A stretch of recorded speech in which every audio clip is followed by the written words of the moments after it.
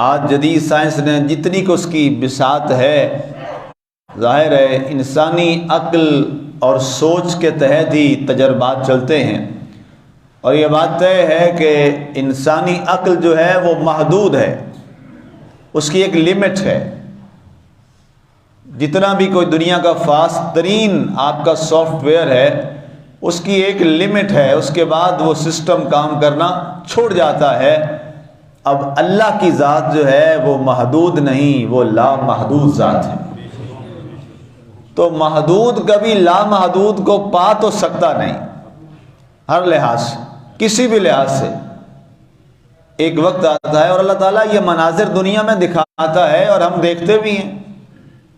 بہت ریسنٹلی یہ آپ کو مثال میں دوں جو سارے ہمارے نوجوان بچے بھی سمجھتے ہیں، دور کی مثالیں چھوڑ دیجئے، زمانہ قریب کی، ماضی قریب کی بات ہے، جب یہ ایک بیماری آئی پوری دنیا پہ، کووڈ کی، تو سارے ہاتھ پہ ہاتھ دھر کے بیٹھ گئے کہ جی کوئی دوائی نہیں، بس ایک آسرا ہے، یہ کر لیں یہ کر لیں یہ کر لیں۔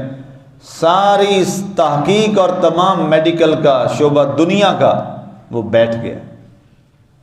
اللہ یہ نشانیاں دکھاتا ہے، کبھی کوئی نشانی، کبھی کوئی نشانی، کبھی کوئی نشانی۔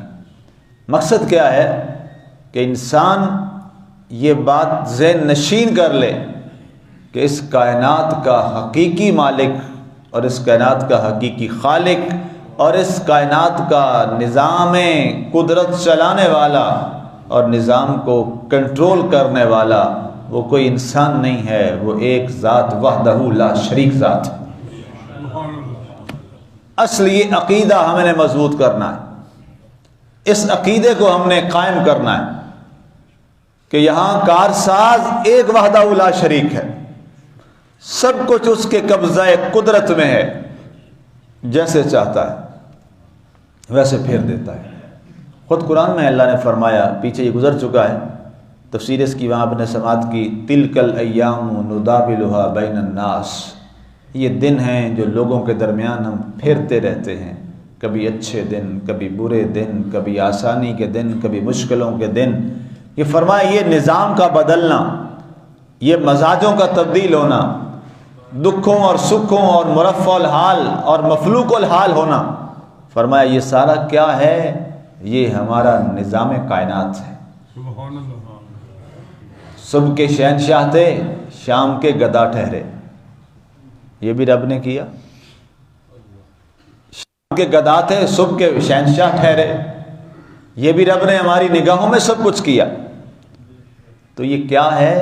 یہ اصل میں اس حقیقی بادشاہ کی ہمیں خبر دیتی ہیں یہ ساری باتیں، اس بے نیاز کی جو اللہ الصمد ہے، وہ بے نیاز ذات۔ تو فرمایا اب سائنس نے کہا جی کاؤنٹ لیس سٹارز، سولر سسٹم، ابھی تک یہیں تک پہنچے جی، بے شمار ستارے ہیں، ایک نظام شمسی ہے، اس کے تحت فلاں فلاں ستارے چل رہے ہیں۔ پھر کچھ دن بعد ہی اب کچھ نئے ستارے دریافت ہو گئے ہیں، اب جی کچھ اور ایسا سسٹم آ گیا ہے، اب جناب ایک فلاں شہاب ثاقب کا سسٹم آ گیا ہے جی، اب ایک دمدار ستارہ آ گیا ہے، آسمان پہ ظاہر ہوتا تھا، 2 سال تک وہ چلا، سائنس اس کے پیچھے پڑ گئی، اس کے بعد وہ غائب ہی ہو گیا۔ یہ رب کا نظام ہے۔ اس سارے نظام کا حقیقی تو علم جو ہے وہ صرف اور صرف کس کے پاس ہے؟ اللہ کے پاس ہے۔ اب یہ ستارے بکھر جائیں گے، ستارے ٹوٹ جائیں گے، اور ایک ستارے کے بارے میں یہاں تک لکھا ہے کہ جناب اس کی اتنی جو ہے وہ کثافت ہے اور اس کا اتنا حجم ہے کہ اگر ایک ستارہ یہاں پہ گر جائے تو یہ آپ کا جو پورا یہ لاہور کا پورا علاقہ ہے اس کی تباہی کے لیے ایک وہ ستارہ ہی بہت ہے، پورے لاہور کے لیے۔ اور چند جگہوں پہ انہوں نے تو اس کو کچھ نام دیے، بعد نے کہا نہیں جی شہاب ثاقب گرا ہے، کسی نے کوئی نام دیا، کہتے وہاں پورے 50 سال تک جو بچہ پیدا ہوتا تھا وہ معذور پیدا ہوتا تھا۔ اب یہ حال ہے، یہ نظام ہے، ان سارے نظام کو کسی نے کنٹرول کیا ہوا ہے اور وہ اسی کے کنٹرول میں چل رہے ہیں۔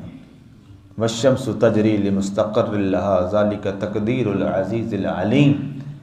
یہ ستاروں کو تم دیکھتے ہو، یہ سورج کو دیکھتے ہو، یہ چاند کو دیکھتے ہو، یہ اپنے مدار میں چل رہے ہیں، ایک نظام میں چل رہے ہیں، اور اس میں ساری قسمیں نشانیاں ہیں اے لوگوں تمہارے لیے.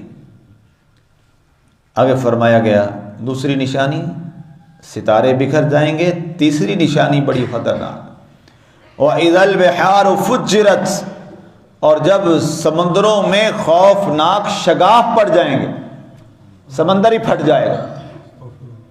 اللہ اکبر اللہ اکبر، اتنا خوفناک یہ مرحلہ ہوگا. سمندر پھٹ جائے گا. سمندر کی ایک پانی کی آواز انسان سے برداشت نہیں ہوتی، اس کی لہریں برداشت نہیں ہوتی. ایک لہر آتی ہے اور جناب کتنے جزائر میں جتنی آبادی ہوتی ہے اس کو تباہ کرتی ہوئی آگے گزر جاتی، ایک لہر سمندر کی. تو جب اس کے شگاف پڑیں گے اس کا عالم کیا ہوگا. بعض مفسرین نے لکھا کہ یہاں شگاف جب پڑے گا تو سمندر میں آگ لگ جائے گی.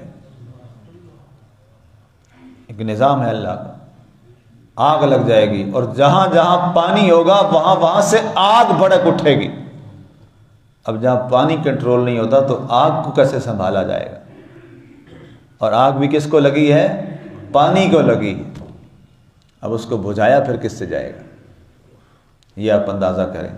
کیفیات کو بدلنا، خواص کو بدلنا، کسی چیز کے کیا خاص ہیں اس کی خاصیت کو بدلنا، یہ کس کا کام ہے؟ یہ اللہ کا کام ہے. وہی پانی آگ بجھاتا تھا، وہی پانی آگ بن کے جل رہا ہے. یہ خاصیات کس نے بدلی؟ اللہ نے بدلی.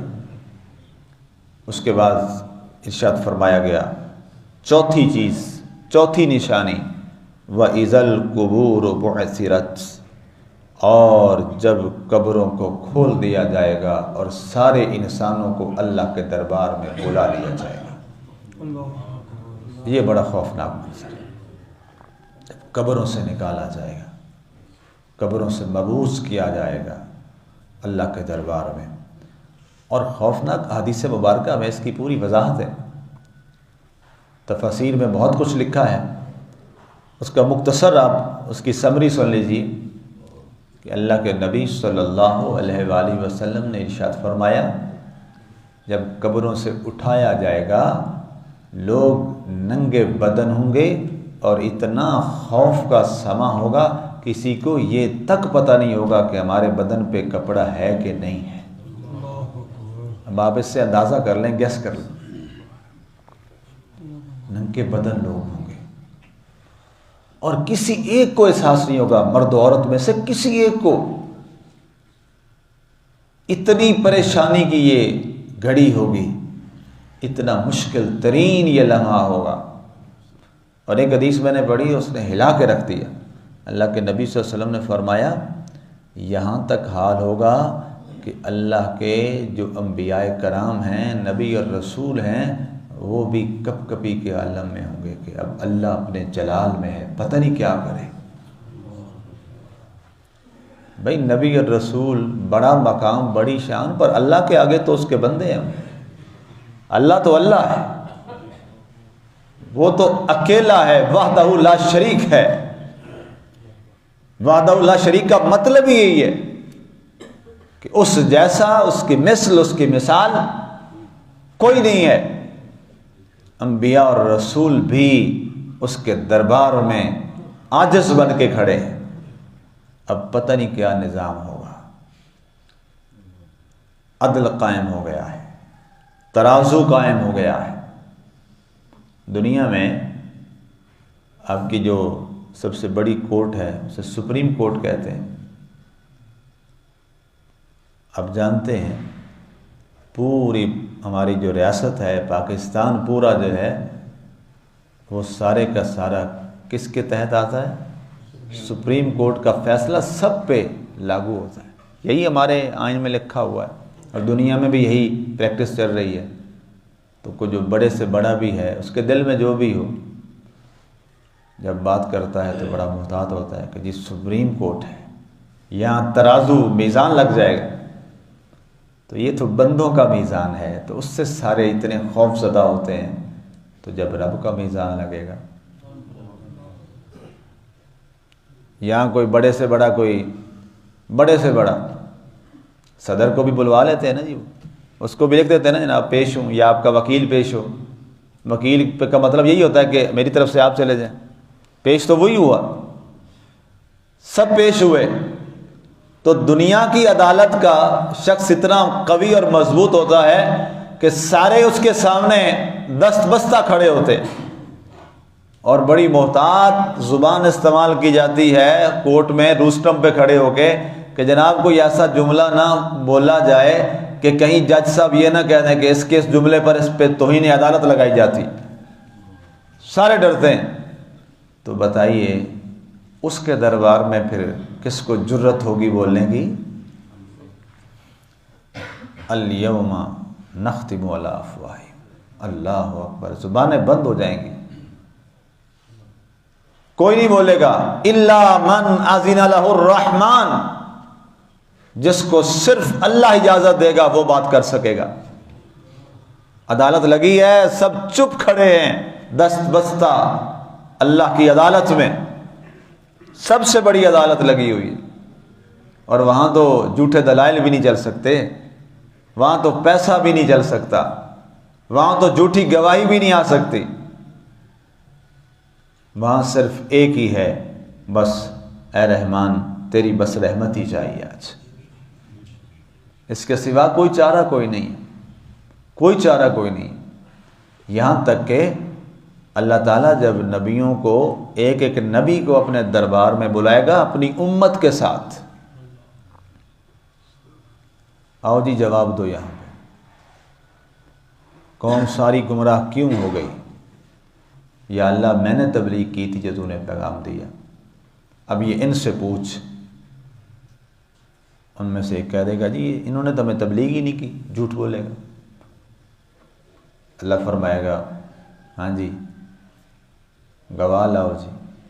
مولا میں گواہ لاتا ہوں. کسے گواہ لاتے ہیں؟ اشارہ ہوگا جناب محمد رسول اللہ صلی اللہ علیہ وسلم. نبی کہیں گے، رسول وہ کہیں گے اے اللہ اپنے محبوب سے پوچھ لیجئے، یہ گواہ ہیں میں نے اپنی امت کو تبلیغ کی تھی. آقا تشریف لائیں گے، آقا فرمائیں گے اے میرے مالک میں گواہی دیتا ہوں کہ اس نبی نے اپنا حق ادا کیا ہے. اب ظاہر ہے یہ میں نے قرآن کی آیت کا ترجمہ کیا، فَكَيْفَ إِذَا جِئْنَا مِنْ كُلِّ أُمَّةٍ بِشَهِيدٍ وَجِئْنَا بِكَ عَلَىٰ هَٰؤُلَاءِ شَهِيدًا. اس کا ترجمہ ہے کہ وہ دن بھی کیا دن ہوگا جب ہم ہر امت سے ایک گواہ لائیں گے اور ان سب پر گواہ اے محبوب آپ کو لائیں گے. تو گواہ کون ہوتا ہے؟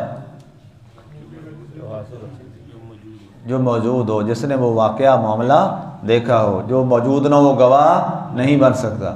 کرائے کے گواہوں کی بات میں نہیں کر رہا، عدالتوں میں آپ کو مل جاتے ہیں، میں ان کی بات نہیں کر رہا. اللہ کی عدالت ہے، یہ پاکستان کی عدالتیں نہیں ہیں، یہ پاکستان کا نظام نہیں ہے، اللہ کا نظام.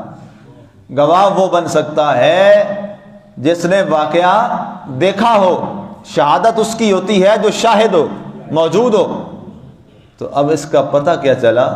آدم علیہ السلام کی گواہی آقا دیں گے، نوح علیہ السلام کی گواہی کے طور پہ آقا آئیں گے صلی اللہ علیہ وآلہ وسلم، جناب یعقوب علیہ السلام، جناب ابراہیم علیہ السلام، جناب موسیٰ علیہ السلام، جناب عیسیٰ علیہ السلام، باقی انبیاء رسول. ان کی امت کی تبلیغ کی گواہی کون دے رہے ہیں؟ جناب محمد رسول اللہ صلی اللہ علیہ وآلہ وسلم. پتہ چلا جو نبیوں کی تبلیغ بھی چل رہی تھی، آپ کا اور میرا نبی اس کو دیکھ رہا تھا. باقی نبیوں پہ تو شاہد اور حاضر و ناظر ہو، اپنی امت کا پتہ نہ ہو، یہ کیسا قانون ہے؟ لوگوں کی امتیں، نبیوں کی امتیں باقی امتوں پہ تو حاضر و ناظر اور اس کا گواہ بنے، اور اپنی امت کا افراد کا پتہ نہ ہو میری امت کیا کر رہی ہے. تو پھر نبی کیا کہیں گے؟ واہ جی واہ، اپنا گھر تو سنبھال لیجیے. ایسا نہیں ہے. اگر آدم علیہ السلام سے لے کر عیسیٰ علیہ السلام تک وہ ہر ایک نبی کی تبلیغ کی گواہی دے رہے ہیں تو اپنی امت کی گواہی تو سب سے بڑھ کے دیں گے. اس لیے ہم سارے یہ عقیدہ بنائیں، سوچ کے ساتھ رکھیں، جب بھی کوئی عمل کریں ہم نے اللہ اور اللہ کے رسول کو اپنا کل منہ دکھانا ہے.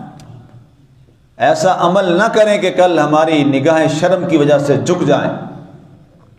ہم نے پیش ہونا ہے اس دربار میں، بڑے دربار میں، اللہ کے دربار میں، اور ساتھ مقام محمود میں اللہ کا رسول محبوب خدا جلوہ گر ہوں گے۔ قرآن خود فرماتا ہے وَعَسَىٰ أَن يَبْعَثَكَ رَبُّكَ مَقَامًا مَحْمُودًا، اے محبوب ان قریب ہم آپ کو مقام محمود پہ بٹھائیں گے۔ اور اللہ کے نبی صلی اللہ علیہ وسلم سے صحابہ نے پوچھا یا رسول اللہ مل مراد میں مقام محمود، یہ مقام محمود سے کیا مراد ہے؟ فرمایا مقام محمود سے مراد یہ ہے اللہ اپنی قدرت کے ساتھ اپنی کرسی پہ جلوہ گر ہوگا، اور اس کے ساتھ ایک اور کرسی رکھی جائے گی، وہ صرف اور صرف محمد مصطفیٰ صلی اللہ علیہ وسلم کی ہوگی۔ یہ ہے مقام محمود جو کسی اور کو، کسی کو نصیب نہیں ہوا، صرف آپ کے اور میرے نبی صلی اللہ علیہ وسلم کو اللہ نے عطا فرمایا۔ تو ظاہر ہے جب ہمارا حساب ہوگا جی تو اللہ بھی ملاحظہ فرما رہا ہوگا اور اللہ کے رسول بھی ملاحظہ فرما رہے ہوں گے۔ مسلمان بھائیوں، بزرگوں، خواتین و حضرات، برادران اسلام، ہم سب نے پیش ہونا ہے اس دربار میں، ہم سب نے حاضری دینی ہے وہاں پہ، لہٰذا ایسا عمل نہ کیجئے کہ وہاں ہماری وجہ سے اللہ کے رسول صلی اللہ علیہ وسلم کی نگاہیں جھک جائیں۔ ایک موقع پہ آقا علیہ السلام نے یہ ارشاد فرمایا تھا اپنے صحابہ کو، اور صحابہ نے اس جملے کا پورا پہرا دیا پھر ساری زندگی۔ فرمایا تمہارے اعمال کی وجہ سے کہیں مجھے شرمندگی نہ اٹھانا پڑے، تمہارے اعمال کی وجہ سے مجھے کہیں شرمندگی نہ اٹھانا پڑے۔ اللہ تو بلند کر رہا ہے اپنے نبی کو، اور ہم امتی اپنے نبی کا سر نیچا کر دیں؟ اس لیے جب بھی کوئی ایسا عمل کریں تو یہ سوچیں کہ کہیں میرے عمل سے میرے نبی کا سر تو شرم سے نیچا نہیں ہوگا اللہ کے دربار میں۔ یہ کتنا خطرناک کام ہے، ہم نے اس سے بچنا ہے اور اپنی اصلاح کر کے اپنے آپ کو اسلام کا حقیقی ماننے والا مسلمان بنانا ہے۔ بس مسلمان بن جائے، مسلمان بن جائے تو بس یہی سب کچھ ہے۔ اللہ نے ہمارا نام یہی رکھا ہے، هو سماکم المسلمین، قرآن فرماتا ہے اس نے تمہارا نام مسلمان رکھا۔ ہم سب کچھ بننے کے لیے تیار ہیں، مسلمان بننے کے لیے تیار نہیں۔ علامہ اقبال رحمۃ اللہ تعالیٰ نے اس کی وضاحت یوں فرمائی تھی، یوں تو سید بھی ہو، مرزا بھی ہو، افغان بھی ہو، تم سبھی کچھ ہو، بتاؤ کیا مسلمان بھی ہو؟ اپنی برادریوں کی پہچانیں بڑی زندہ رکھتے ہو، اپنے قبیلوں کی، اپنے کاروباروں کی اور اس نسبتوں کو بڑا زندہ رکھتے ہو، کبھی یہ بھی سوچا تم سبھی کچھ ہو، بتاؤ کیا مسلمان بھی ہو؟ اصل یہ ہم نے اپنی مسلمانی کو زندہ کرنا ہے، اور جس دن مسلمان کو احساس ہو گیا کہ مسلمان کیا ہے، مسلمان کا وہ مقام ہے، اللہ نے اس کو وہ درجہ دیا ہے، شرط یہ ہے کہ انسان مسلمان بن جائے، انسان مسلمان بن جائے۔ اللہ کے دربار میں دعا ہے اللہ ہم سب کو کامل مسلمان بنا دے، ہمیں کامل مسلمان بنا دے اور اس کے تقاضوں پہ پورا اتار دے۔ آمین۔ وما علینا الا البلاغ المبین۔